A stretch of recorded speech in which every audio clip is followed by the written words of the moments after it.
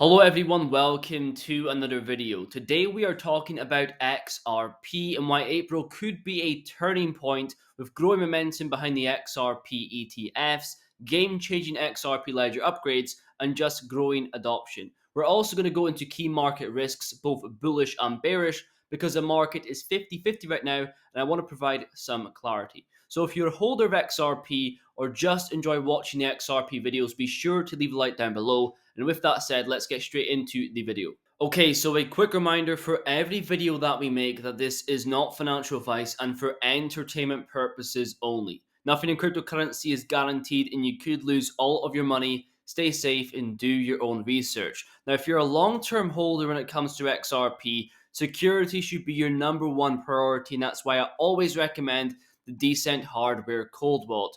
To compare to another wallet which I've held in the past, being Ledger, on one hand, the Decent is a lot cheaper, especially using the links down below. We have biometric authentication, that's an extra layer of security, and it's just more convenient overall. You don't have to press a long code every single time you log in. And I feel like Decent was built for XRP holders because it not only supports and is native to XRP, but the entire ecosystem. And on top of that, there is a Filecoin event taking place. So if you create a Filecoin account on the Decent wallet, deposit at least 20 Filecoin, you will get the option to buy Decent at 50% off. And on top of that, there is an airdrop taking place. 13 winners free with the most Filecoin in their wallets and 10 randomly selected winners. So that will be in the description, and this kind of links down below for the wallet in the description. Go and check them out. Moving on to ETFs. Here is a quick clip from the crypto.com CEO. I think altcoins that have strong flows will outperform.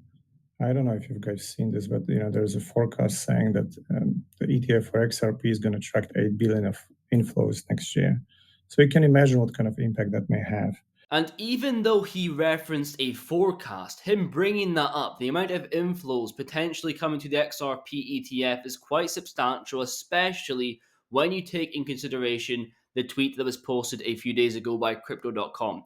Their partnership with Trump Media for ETFs, including a first of its kind ETF basket of cryptocurrencies. And the funny thing, this was not the original post. The original post included the cryptocurrencies that were going to be available, like Bitcoin, Ethereum, Solana, CRO, and XRP. And a lot of people see the market cap of XRP, 126 billion, and then they think 8 billion, that's not going to make much of a difference. It's completely false, right? We've seen tens of millions in purchases move the price of XRP. No one is prepared for a billion, right? That's more than what Ethereum has to date. The ETF applicants are also stacking up, reaching 17, with the two big ones remaining, which have had the biggest inflows for Ethereum and Bitcoin, being Fidelity and BlackRock.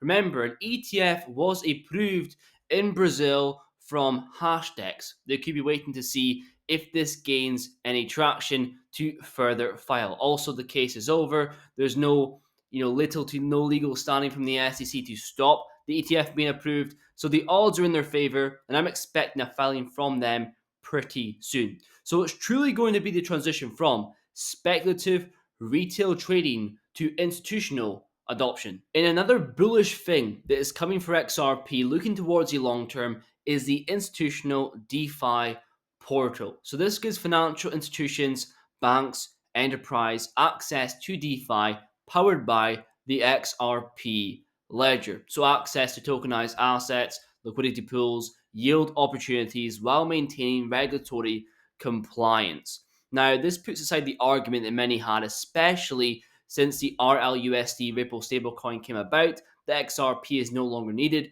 no longer used. Well, this is powered by XRP and the XRP ledger. And this could be exactly what the XRP ledger needs to boost volume and adoption, because one of the biggest problems the XRP ledger has is low on-chain volume, right? Especially when you compare it to other ecosystems like Ethereum or Solana, right? The token itself, XRP, is widely held, but there's not deep liquidity or usage in DeFi in comparison to those other chains.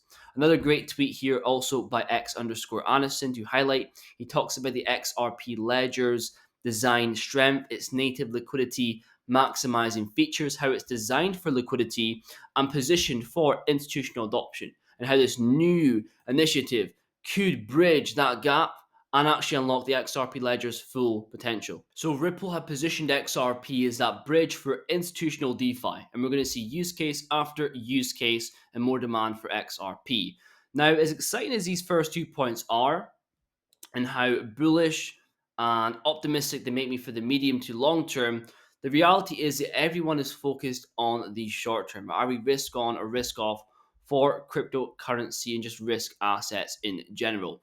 I've already stated my opinion on this before in this video here. A big decision is coming. Do we buy, hold, or sell? And XRP, XDC, and XLM are in a weird position because most cryptocurrencies are down at their bear market lows, or at least very close, whereas XRP and these other cryptocurrencies are still up. So it's even more of a difficult decision. Do you shave the profits off that you have, or do you just keep holding for a potential leg to the upside?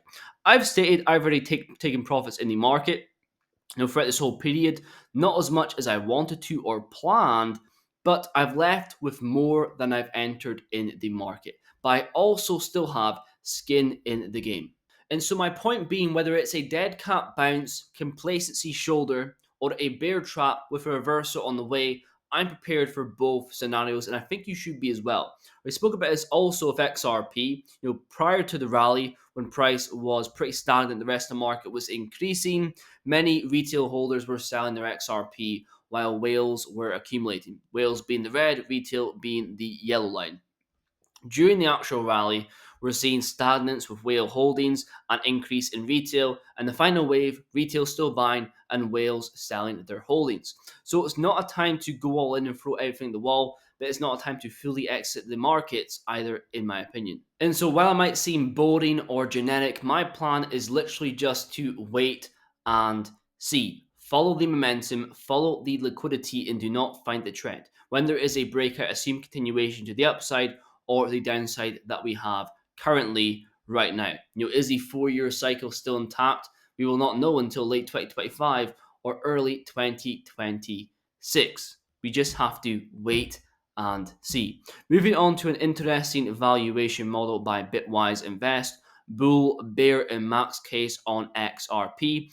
We can see for 2025, the bear case is $1.80, bull case is $3.90, and max case is $4.48. Now, when it comes to making price predictions on XRP and comparing myself to other people on this platform, I would say my predictions are pretty conservative if and whenever I give them, but their bull case for 2030 would probably be my bull case. Nevertheless, interesting to see what predictions these companies have in mind. Moving on to the final point, what I'm focused on for the short to medium term is adoption with Ripple and XRP. Here we can see Ripple secure the DFSA license to offer regulated crypto payments in the UAE, and 20% of their global customer base already operates in the Middle East. So now Ripple's clients and partners can use Ripple's services with clarity in place. Moving on to a potential card that can actually give you cash back in XRP. This would be huge because obviously constant demand on XRP. Every time someone earns cash back, the issuer needs to buy XRP, and it's easy onboarding. People earning rewards in XRP, a lot of them would be traditionally people that would not buy XRP directly on the market. And finally, RLUSD. Now we know the Secretary of Treasury, US Secretary of Treasury, stated they're going to keep the USD dominant reserve currency, and they're going to use stablecoins to do that with one-to-one backed stablecoins with the dollar. RLUSD fits all those requirements. And on top of that, we have the Cardano founder state they've been talking to Ripple about getting RLUSD on Cardano. We also have the stablecoin market surpassing 220 billion and RLUSD nearly reaching 200 million. Remember, it's only been around since December of 2024. And finally, AMM news. Now remember, we speak about the automated market maker all the time, but the yield was too low. Well, here we can see 21% yield on the 24-hour RLUSD XRP pool. I think an updated video on the AMM is needed. But that's going to be pretty much it for today's video. In short, in the short term, there is going to be volatility, and I'm focused on the long term when it comes to adoption, which is ever growing. When you buy cryptocurrency, you don't buy because of what the price is today. You buy because what you believe the price is going to be in months and years to come. And I believe XRP is headed to the upside in the far term and in the long term. So if you made this far in the video, thank you very much for watching, and I will see you guys in the next one.